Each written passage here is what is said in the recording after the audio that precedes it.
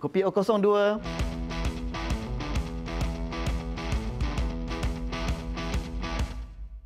Inilah tetamu yang bersama dengan saya pada hari ini, iaitu Hida Hamzah dari GX Bank. Hida, apa khabar? Alhamdulillah, terima kasihlah menjemput saya. Samalah juga. Hida pun sama. Terima kasih banyak-banyak. Luang masa sikit dengan Cik Lee hari ini. Kan? Tapi sebelum kita cerita apa itu GX Bank, saya nak cerita dululah pasal Hida dululah. Sebab seperti yang saya tahu, Hida 20 tahun dalam dunia perbankan yang konvensional, tiba-tiba beralih ke bank digital. Kenapa boleh beralih tu, Hida? Apa motivation paling besar untuk lari daripada benda yang kita dah buat hari-hari tu? Dah 20 lebih tahun dalam perbankan dunia korporat, tiba-tiba diberi peluang. Life is a one shot game. Okey. Bila diberi peluang untuk membina sebuah bank from scratch. Okey. Bila dah 20 tahun tu you dapat peluang tu, susah nak cakap no lah kan. Itu satu. Yang keduanya, objektif bank tu untuk menolong orang yang sebelum ni tak dapat akses kepada perbankan. Okey. Orang yang sebelum ni mungkin diabaikan, mungkin tidak dapat mengubah rentak hidup dia. Kalau you dapat katakan pinjam duit sikit, you dapat jimat duit sikit, mungkin dunia you akan berubah. Okey. So dari situ saya rasa macam how do you say no kan? You dapat this dual peluang untuk bantu orang. Untuk bantu orang. So bila you punya kebolehan you, pengalaman you boleh digunakan untuk tolong orang lain kan. Macam mana you nak say no kan? Okey. So bila dah join, apa GX Bank tu dah? So bila saya join, saya cerita sikit lah Okey. Masa saya join ni, masa tu dah memang mula-mula keluar 18 bulan lebih lah kot. Saya orang yang ketiga join bank. Orang ketiga? Orang ketiga yang join bank. Jadi dari situ tu kami diberikan mandate untuk offer our first product. Bank negara cakap 24 bulan. 24 bulan? Kami dapat buat dalam masa 18 bulan. Itu satu. Wow. So apa maksud tu? Maksudnya kita sebagai satu bank yang hidup dalam platform maya. Dia I tak ada branch. Okey. I tak ada physical representation. Okey. So kalau kita duduk dekat Pekan cari GX Bank tak jumpa lah. Takkanlah you nak cari kedai ada logo semua tak ada lah Tak kan. ada. Tapi kalau you buka phone you mesti ada. Ada. Okey. Janji you ada phone, you ada connection, you will see GX Bank. You akan nampak GX Bank di situ. So tu beza dia antara kita dengan bank tradisional. Okey. Kita 24 jam on. You nak buka akaun 24 jam. 24 jam? Ya, 24 jam. Jadi kami hidup dalam platform maya. Itu beza yang paling terang-terang lah. Okey. Tapi dari segi lainnya, dari segi katakan kita keselamatan, dari segi PIDM, deposit tu insure ke tak, tu sama macam bank lain. Kami pun bank negara pun regulate kita kan. So dari situ kita sama. Cuma bezanya kita di platform maya dan beroperasi 24 jam. Boleh akses di mana saja. Boleh akses kat mana saja, bila-bila masa saja. Okey. Tadi dah dikatakan macam mana kita nak membantu mereka yang mungkin sebelum ni tidak dapat di bank konvensional. So apa yang GX Bank offer untuk membantu? Sekarang ni cuba kita bagi contoh lah. So sebagai contohnya ada seorang peniaga. Okey. Dia nak katakan tambah sikitlah, besarkan bisnes nasi lemak dia lah. Ya, contoh. Okay. Jadi sebelum ni kalau nak dapatkan pinjaman walaupun sekecil mana pun, selalunya dia akan minta bayaran, proof of payslip lah, dia nak macam-macam lah documentation. Jadi kita mengharapkan, sebab kita ni hidup secara digital kan, jadi kita dapat memahami apa sebenarnya keperluan orang pakcik yang jual nasi lemak ni. Kenapa? Sebab I tahu bila dia masuk duit, bila dia akan pergi kedai beli barang, sebab kita semua digital kan. So kalau you buka akaun kita, you transact pakai kita punya akaun, kita akan dapat that trend. Dari situ kita boleh nampak semua transaksi dia tu. Trend dia lah, transaksi dia. Trend pengeluaran dia. Kan? So lepas tu bila ada akaun dengan I, you dah nampak you punya trend. Oh, kita tahu, maknanya dia kan kalau hari Sabtu Ahad, wah, memang jualan dia tinggi lah. Okay. Jualan dia paling tinggi, I boleh tengok sampai RM500-600. So dari segitu saya rasa mungkin saya faham you, cukup faham you, saya boleh bagi you pinjaman. Bila saya bagi you pinjaman berdasarkan apa yang I faham pasal penjualan nasi lemak you, you akan dapat increase the number of nasi lemak you jual sebab you boleh beli periuk nasi yang lebih besar. Contohlah. Contoh yang sangat senang lah kan. Tapi katakan you nak buka lagi satu branch ke, kita boleh nampak. So pada kita, itu kelebihan yang kita nak bawa kepada orang yang sebelum ni mungkin tak akan dapat pinjaman. Sebab dia tak dapat, orang bank biasa tak dapat nampak transaksi dia kan. Jadi saya rasa itulah yang pada saya lah yang mungkin membawa banyak kelebihan kepada orang yang sebelum ni tak dapat pinjaman daripada bank kan. So proses dia lebih mudah dah. Lebih mudah, konsep dia pun kami mengharapkan lebih mudah lah. Lebih mudah lah. Dia dapat faham. Dapat faham lah. Orang yang kita nak tolong ni, kita kena bagi dia faham apa yang dia buat. Jadi kita boleh kata okey, sekarang ni you buat macam ni, you akan dapat banyak ni. Lebih transparent, open. Dari segitulah kami mengharapkan. So kalau kita tengok sekarang sambutan tu macam mana dah? Penerimaan orang sekarang ni kami dalam masa 2 minggu sejak kami officially buka kan, kami dapat 100,000 orang. 100,000 orang dalam masa 2 minggu. Wow. Dan kami sungguh terharu dengan sambutan yang sungguh menggalakkan. Jadi kami rasa inilah satu semangatlah untuk kami ya. Memang. Untuk bagi lebih, untuk reach out to more people so that kita dapat tolong dengan lebih banyak, lebih ramai. So sambutan menggalakkan, but we hope to do more lah. And we want more. Tapi 2 minggu 100,000 tu besar ke tu? Alhamdulillah, it's okay, it's good. Tapi itulah terharu jugalah kan, macam wah, kepercayaan yang diberikan. Betul. So orang dah percaya. So macam mana GIS Bank untuk tingkatkan lagi keyakinan kepada pengguna dari segi keselamatan dia ke, dan macam mana? So I think kita kena tengok dari 2-3 segi lah kan. Nombor satu is kita faham tak apa yang kita punya customer nak. Right? So kita akan cuba memberikan produk-produk yang memang ikut keperluan customer tu. So saya bagi contoh lagi lah kan. Kami punya target market ni untuk orang yang sebelum ni tak ada line katakan. Tak ada pinjaman. Jadi kami nak buat, tak payahlah bagi sampai besar-besar kan. Kita bagi you pinjaman sikit, katakan saya bagi you 1,000 dulu, 2,000 dulu. So kami nombor satu, dengan sambutan menggalakkan ni, kami ingin memberikan produk yang memang menepati keperluan mereka.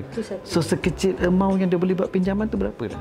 Kami berharap kami akan buat produk pinjaman kami akhir tahun. Paling kecil bergantung lah ya. Jadi saya cakap kalau you dah buka akaun dengan kita, mungkin kita dah ada, sekarang ni kita dah buka kan, kita dah dapat tengok cara dia punya bertransaksi, history dia tu. Dan kita boleh bagi sesuai dengan you.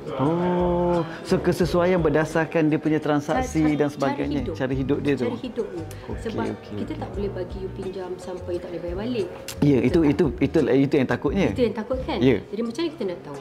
Jadi kalau you memang penyokong tegar bank kita, pakai bank kita, debit card semua, jadi kita nampak, kata so ni cara hidup dia, ni keperluan dia sebenarnya. So saya akan bagi banyak ni.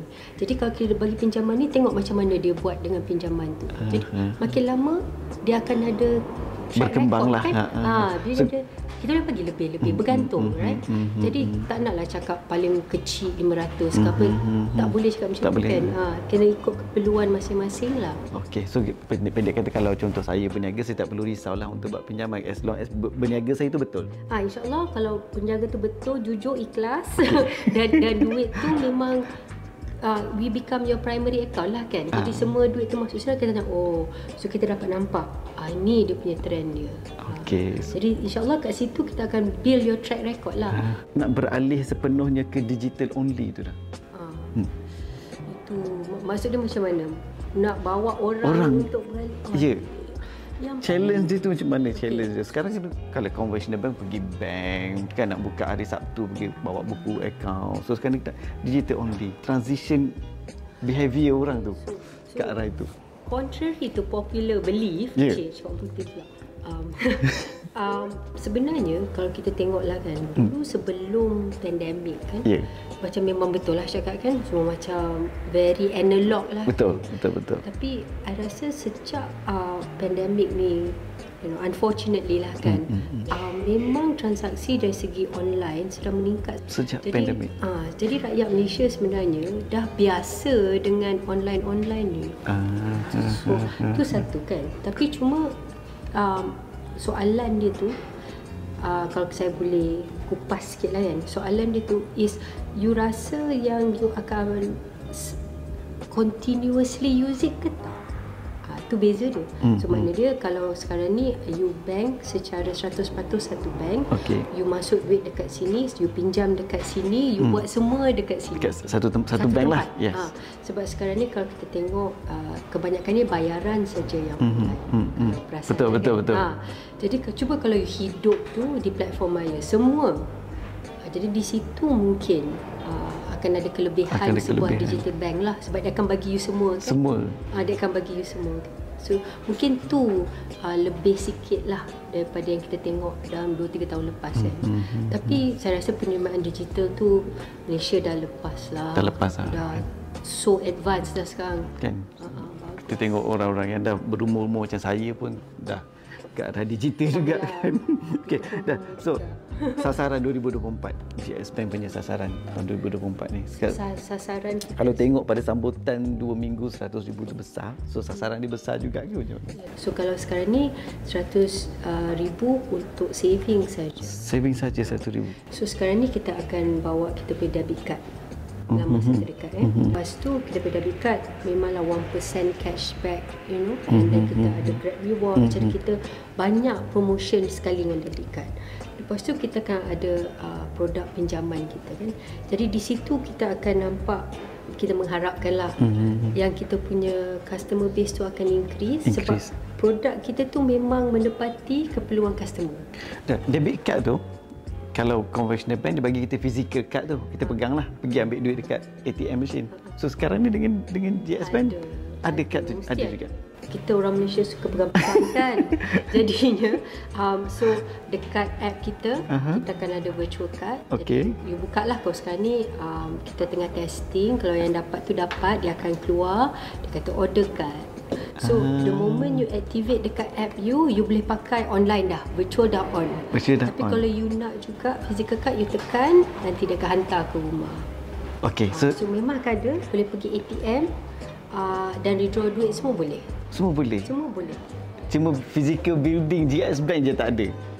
The rest semua sama? Semua ada, kad ada.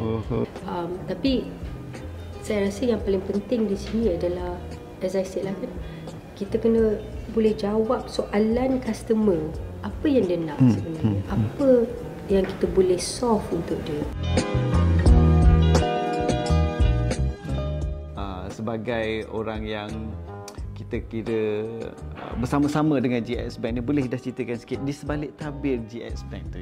Sebenarnya our team, kerja kami adalah rakyat Malaysia, anak jati Malaysia. Anak jati Malaysia. And the reason why benda tu penting pada kita, sebab sekarang ni kita membina satu bank untuk rakyat Malaysia.